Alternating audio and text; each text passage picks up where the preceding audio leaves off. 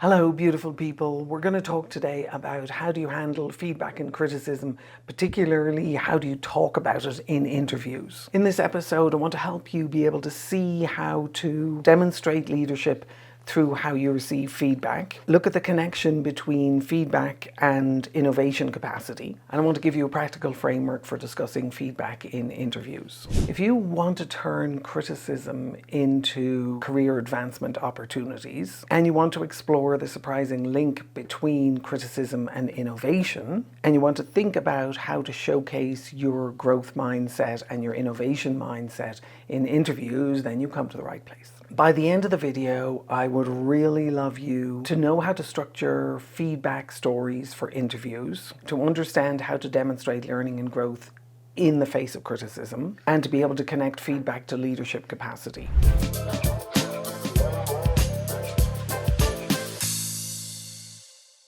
When I think about criticism and feedback, I'm not a huge fan of either.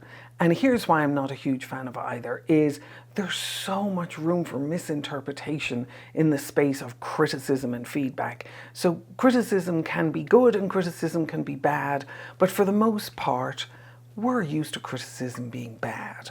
And we have a feeling when someone says the word criticism to you, think of how your body responds to that. It's usually something that looks kind of like this, where you're trying to protect yourself from an onslaught from somebody else who's projecting whatever it is they're projecting onto you. Feedback is considered to be incredibly valuable, and I agree it's incredibly valuable, but when it's put in the context of criticism, and criticism and feedback are put together, then it puts you a little bit on the back heel, on the defensive already before you even start thinking about your ability to be able to listen to it or thinking about how you're going to respond to it.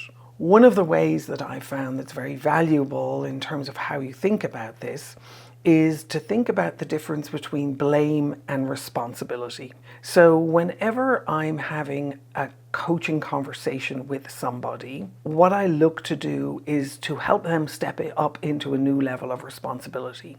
Not by giving them negative criticism or negative feedback, but by looking much more carefully at the standards that we share together and how do I help them meet those standards. When I'm looking at someone giving me feedback, I'm listening for whether or not they're helping me step into a higher level of responsibility or whether they're simply blaming me. Now, if they're looking to blame me, what they're doing in that instance is they're sort of projecting their disappointment, dissatisfaction, anger, resentment, distrust onto you if it's negative criticism. And what you're looking to do in that place is to be able to breathe.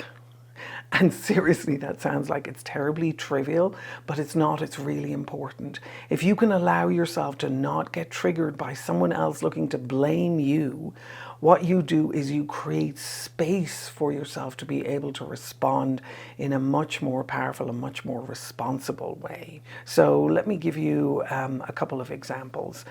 If you're in a situation where your boss comes to you, gets on a Zoom call with you, comes into your office, whatever the context is, comes to you and says, "I cannot believe that you did X." Then what they're doing is they're looking for somebody to blame, and you happen to be it. What you need to do in that moment is you need to be able to take a step back, you need to be able to breathe, and you need to be able to put yourself in a position of inquiry.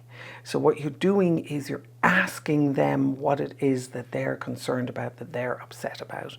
Now, you don't want to do it in a way that's patronizing, and you don't want to do it in a way that kind of is like patting them on the head and trying to calm them down, which would be patronizing. What you're looking to do is you're looking to seek to understand where it is they're coming from and what it is that they're talking about, and try and shift them through your inquiry away from the blame and shame and into a new level of responsibility. So your conversation might go something like, "Hey, look, I'm very good with taking responsibility for whatever it is that happened. Can you explain to me a little bit more what you're seeing, what disruption it caused, who was dissatisfied?" And so what you're doing is you're thinking in terms of the commitment that you've already made to deliver satisfaction for them as your internal customer. and you're looking to be able to understand where that breakdown happened. The 6-step practice model that I talk about in my book, The Innovation Mindset, is I have found very useful for situations like this. Now, initially I designed it and put it into the Innovation Mindset book so that people could begin to see the distinctions of human coordination, the offers, the promises, the commitments, the negotiations that need to happen for human beings to interact powerfully and effectively and deliver enormous value and innovate. But what I'm finding as I see people using this is that they're actually using it for being aware of other distinctions as well, which is fantastic. And what I've seen is that they're using it to do the 6 steps, which is 1, distinguish, 2, observe, 3, practice courage, 4, co-invent a solution, and 5, create knowledge together. And the 6th one, which is innovate. How do you improve in the moment and how do you continue to improve? Because one of the elements of innovation is continuous improvement. So now imagine a scenario where your boss comes into your office or gets you on a Zoom call and they are angry and they are doing the blame shame stuff, and you're taking your deep breath and you are thinking in terms of the 6-step practice model. And what you're doing is you're distinguishing, okay, they're a little bit in blame and shame. The feedback I'm getting is actually making me feel resentful and distrustful and a little bit upset. Can I breathe long enough to be able to create a space between me and them to where I can begin to distinguish what it is that they're trying to solve for? So they're coming in trying to fix something, trying to improve something, trying to deal with something, and they're overwhelmed, harassed, upset, angry, right? You take your deep breath and you go, hey, okay, I see that XYZ didn't work. What can I do to step into that space and help solve the problem with you? So that has a powerful impact in terms of diffusing the energy of the situation. The next thing that you're looking at is you're looking to observe, which is how did you process it yourself? So now, as you're listening to this, you can think of situations where your boss came in guns blazing and you defended yourself. And that just made the situation worse and it escalated it.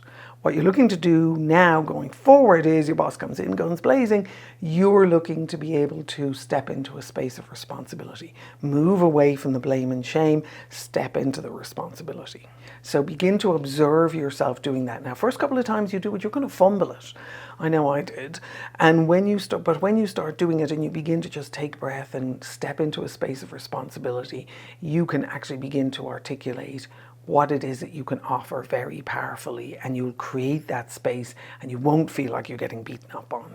Practice courage. So as you go through that process, you do the breathing, you step into responsibility, you're being very courageous, because what you're doing is you're recognizing that your boss is overwhelmed and angry. You're the one holding the space for 2 mature adults to have a valuable conversation. The co-invention place is where you're trying to bring your boss to.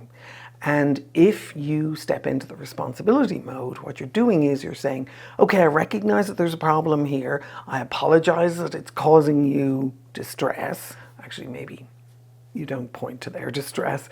I apologize that it's not working the way you wanted it. And I'd like to take responsibility for it. How can we resolve this together? I'm going to need your help to understand what's going on so that I can resolve it and take responsibility for it in an effective way. Once you enter into those kind of conversations, what you're doing is you're creating knowledge. You're creating knowledge both for yourself and for your boss. And what happens in those situations is your boss now goes away going, oh, great, you're able to step into a space of responsibility. I can now rely on this person. And if I'm feeling overwhelmed, I can actually come to them and say, hey, I'm totally overwhelmed. We've had a big breakdown.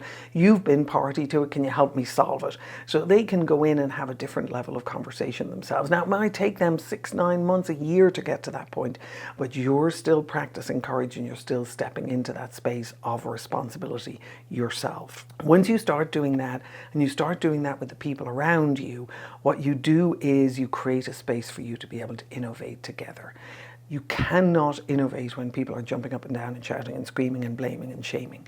You can innovate when people are co-inventing and they're in a space of trust and co-creation together. So your mindset shift in here is, rather than defend yourself, which is absolutely our go-to place and absolutely valid in this situation, it's just not terribly effective or useful, to move yourself to a mindset of seeing it as an opportunity for co-invention, seeing it as an opportunity for building trust, seeing it as an opportunity for taking more responsibility, even though you're in a really uncomfortable situation. The 6-step practice model is on page 15 of the book, and it's also here. Have a look at it, see how it works for you, begin to prep yourself for these kind of conversations. Now, in this video, I've talked about the difficulty of negative feedback, particularly as we think about how we handle things and we talk about them in interviews. In other videos, I absolutely talk about positive feedback because, hey, we'll take both. As you get yourself ready for these interviews and as you think about your promotability, I invite you to do my Get Promoted assessment. There's a link to it in the comments below. It is absolutely free. Get in there and see how it helps you think about your readiness for your next interview. It's www.getpromotedassessment.com, and I wish you the best of luck with it, and hang in there and breathe deeply. Take care.